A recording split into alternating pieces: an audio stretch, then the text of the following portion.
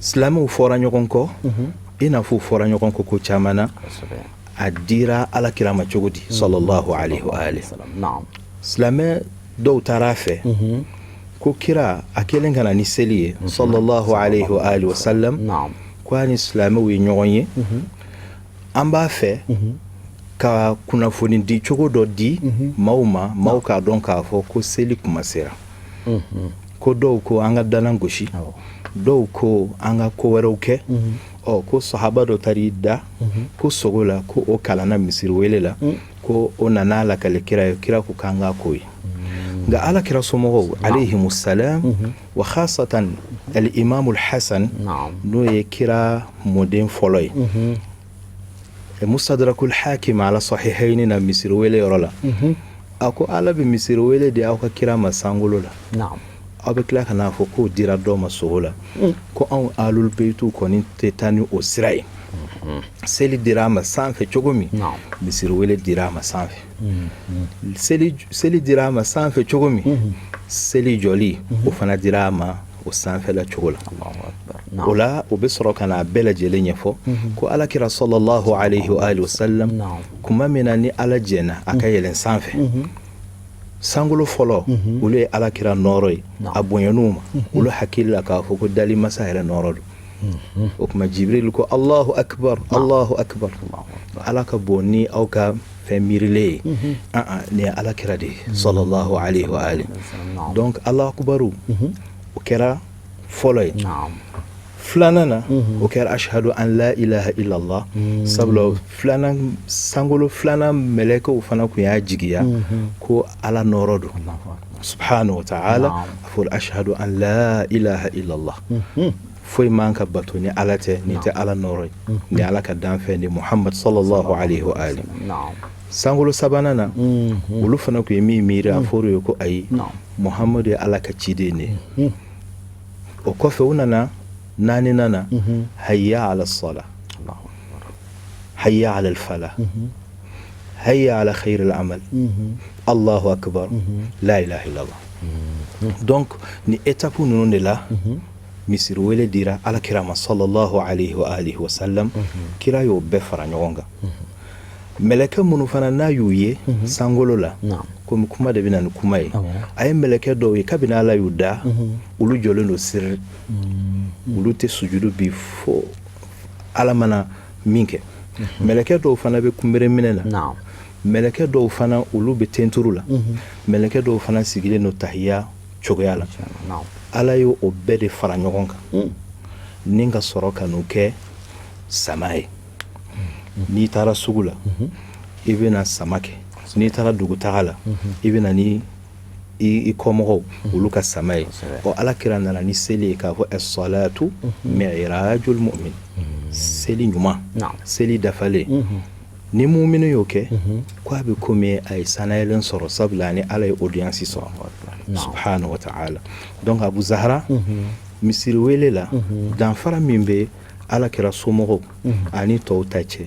o de ye hayya ala khair al-amal ala kira somɔgɔw fɛ k'o de ye misiri wele fɔlɔ ye nka a bɔra la tarihu yɔrɔ dɔ la o la imam malik rahimahullah a ka muwatta n'o y'a ka hadisa ye o lakalela cɛba caman fɛ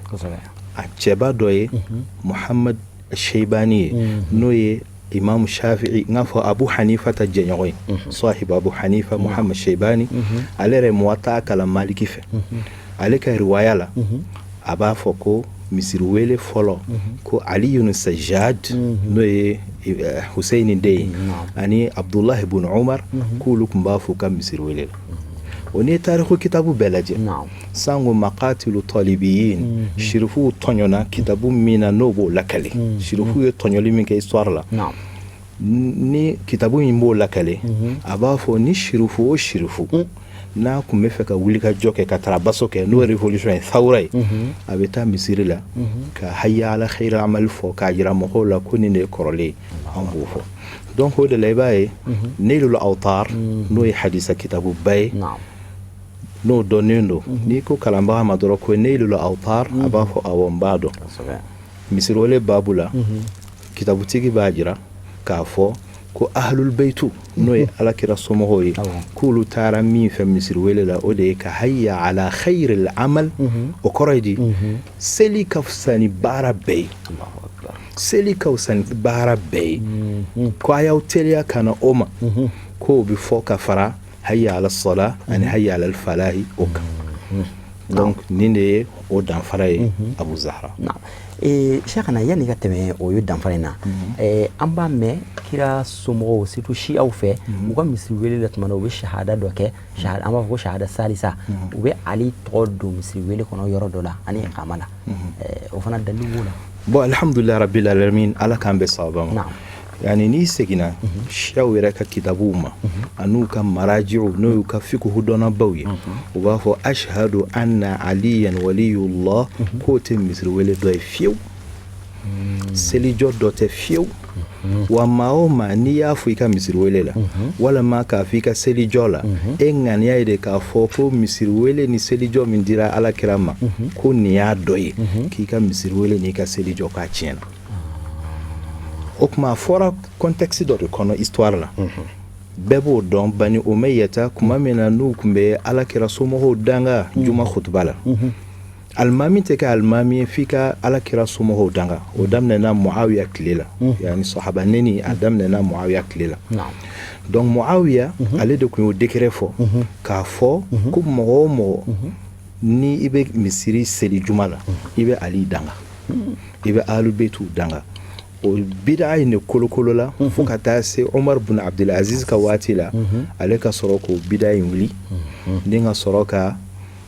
inna Allah ya'muru bil adli wal ihsani wa ita'i dhil qurba o aya in k'o bila Ahlul Baytu dangali yɔrɔ la o kuma maa minnu tun bɛ alakira somɔgɔw la basa olu fana tun b'a fɔ u ka seli welew la ashhadu anna aliyan waliyullah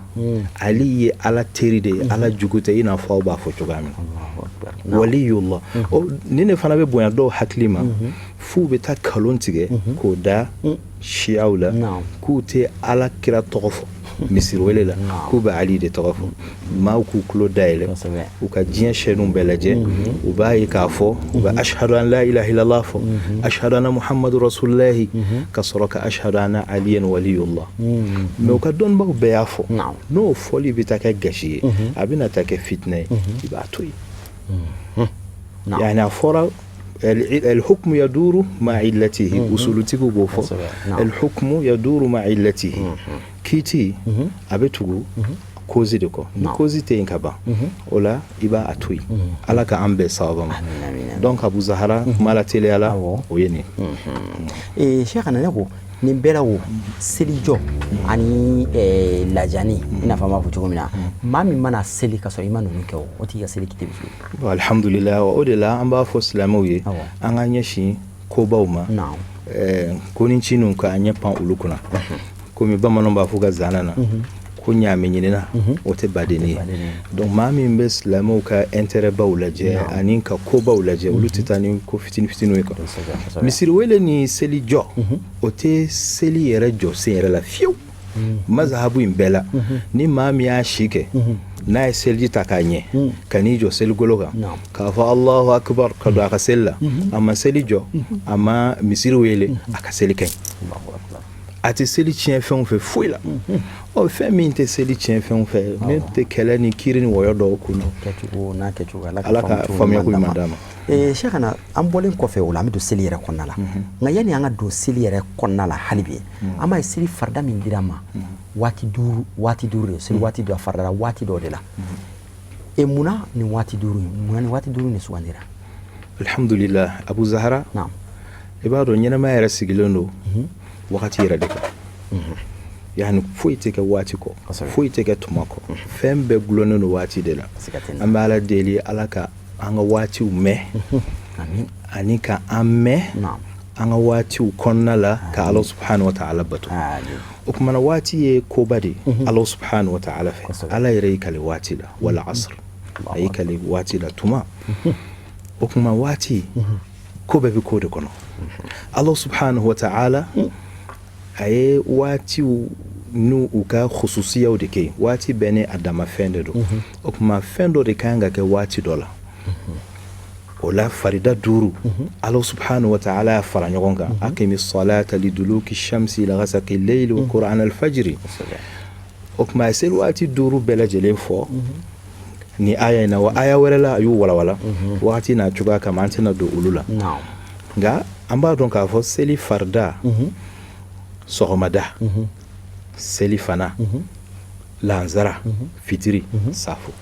munna ni waati duuru komi y'a fɔ cogo min kitabu min filɛ an bolo kɔrɔ n'o ye alul beitu ta ye sabula an ka ko bɛɛ alul beitu ka kuma de nin tɔgɔ ye ilalu sharaya yani sariya minnu dira alakira muhamadu ma sallallahu alaihi wa alihi o dikun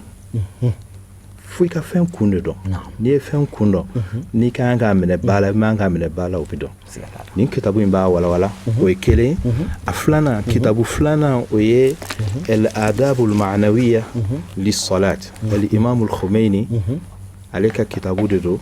ko al adabul ma'nawiya lissalat n'o ye seli gono minnu b'a la a bɛ komi les sens cachés de la prière yani hadamaden bɛ seli min kɛ komi n'i kunbɛrɛ minɛ kɔrɔ jumɛn b'a la n'i y'i tenturu kɔrɔ jumɛn b'a la ale bɛ kuma o de kan n'o de ye sens ésotérique de la prière seli yɛrɛ ni seli yɛrɛ a nɔnɔ a bɛ kuma o kan o la Abu Zahra seli farida duuru u nana kira de ɲininka sabula yahudiya ninnu ka misɛn kosɛbɛ Abu Zahra yahudiya ninnu ka misɛn o ye misɛnya dan ye u nana alakira ɲininka sallallahu alaihi wa alihi ko li ayi shay'in furida hadhihi al-khams salawat fi 5 mawaqit ko mun de la ni waati duuru kɛrɛnkɛrɛnnen la munna ni waati duuru alakira sallallahu alaihi wa alihi wasallam ni b'a dɔn i tɛ kɛlɛ kɛ o man qalla ilmuhu kathura inkaruhu maa min t'a dɔn o de bɛ ban ko caman n'i ye mɔgɔ mɔgɔ ye fɛn o fɛn mana fɔ nin tɛ bɛn bida shirk a ma caman kalan ala k'an bɛ sababa o la alakira salawatullahi alaihi wa alihi a ko inna shamsa inda zawali a ko ni tile jɛngɛna tile jɛngɛ kuma bɛ bɛn waati dɔ de ma ko ala ye fɛn o fɛn da n'o bɛ arshi kɔrɔ o bɛɛ lajɛlen bɛ ala kosuma ala ka dan fɛn fɛn bɛ arshi kɔrɔ o bɛɛ bɛ ala kosuma a ko waati in de fana la ala ka anuna ala ka waati la inna allahu malaikatahu yusalluna ala nabi donc ko ala ka seli kɛrɛnkɛrɛnnen bɛ kɛ ale muhamadu ka waati de la sanga bɛɛ a bɛ sɔli kira kan mais sanga kɛrɛnkɛrɛnnen bɛ yen a b'a focaliser ka seli ala kira kan ko bɛ kɛ ka bɛn diɲɛ waati seli fana kuma de ma ko de la n'o waati sera jahanama fana funteni o bɛ kalaya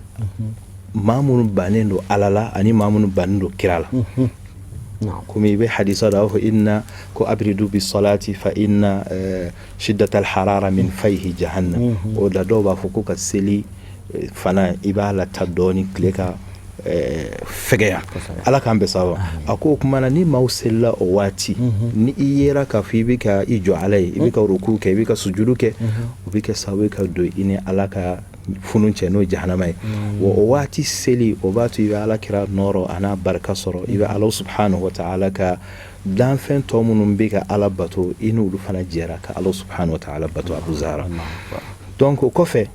salatul asr a ko salatul asr n'o ye lansara ye ko tuma min na an fa adama n'a ye jiriden dun ni ala y'a bɔ aljinɛ kɔnɔna la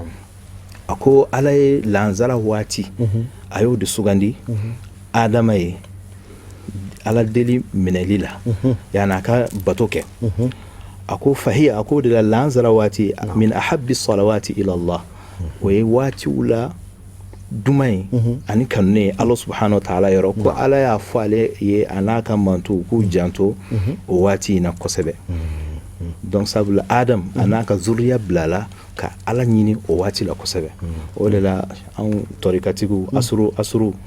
lansara fɛ wuridi an b'an janto la kosɛbɛ amma salatul maghribi a ko min ye fitiri seli ye a ko ye waati min ni ala ye adama ka tubi minɛ waati de tubi minɛna o kuma adama a ye jɔko 3 seli jɔko fɔlɔ o y'a ka jurumu o yafa ɲini n'an ye filanan a muso an ba Hawa k'o fana ka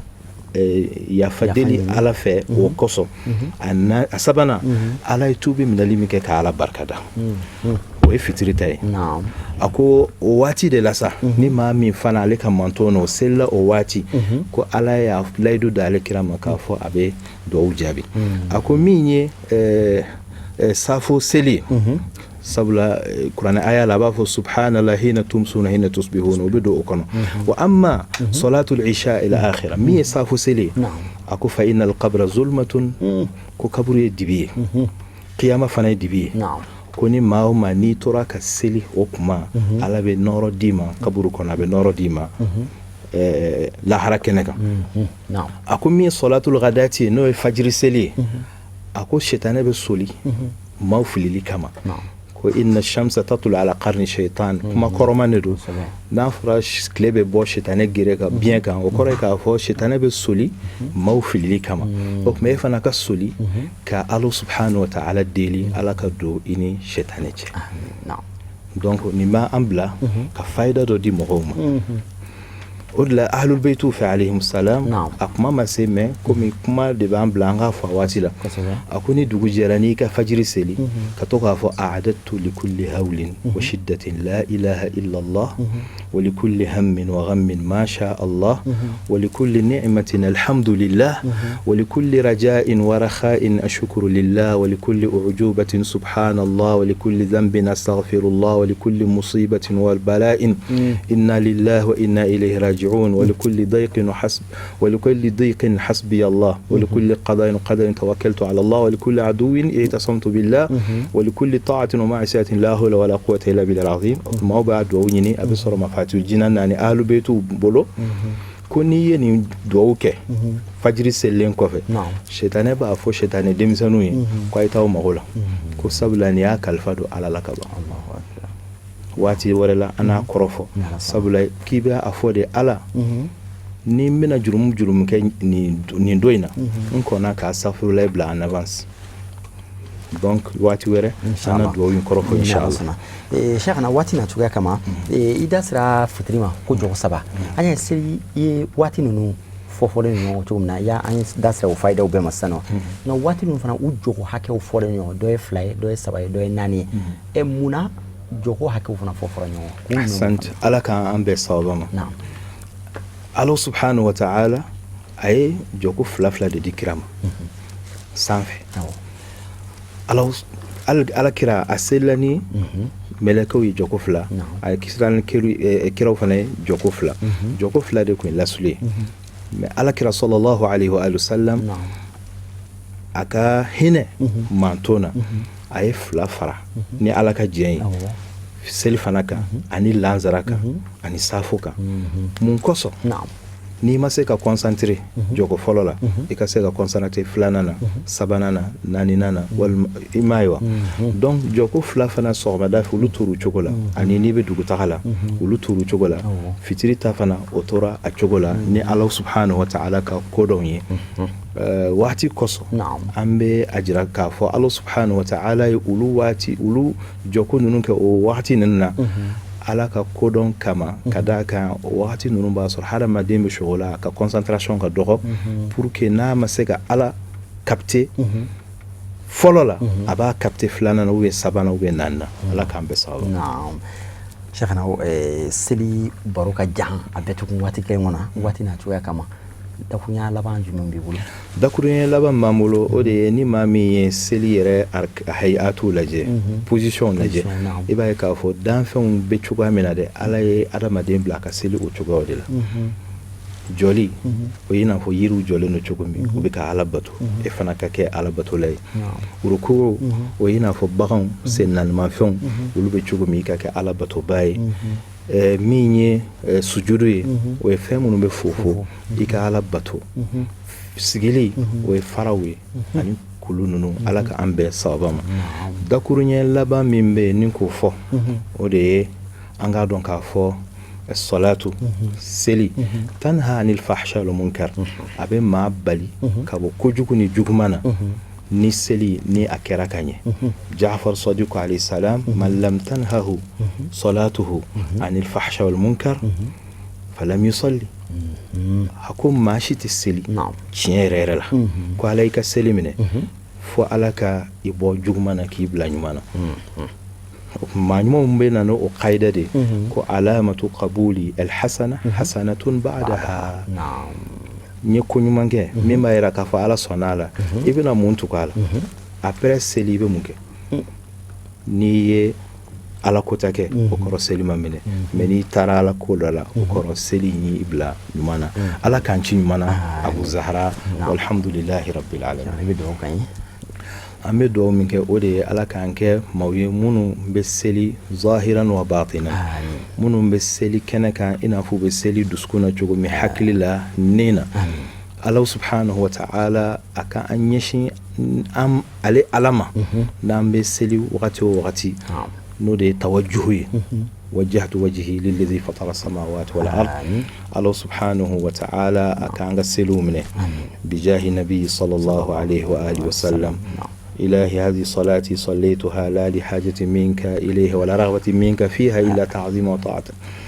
أهل بيتو تدو نفي بالا على أويافا إكا أمم كتو إكا أنغدو جابي إن شاء الله على كاهر كاني وصلى الله على محمد وآله وسلم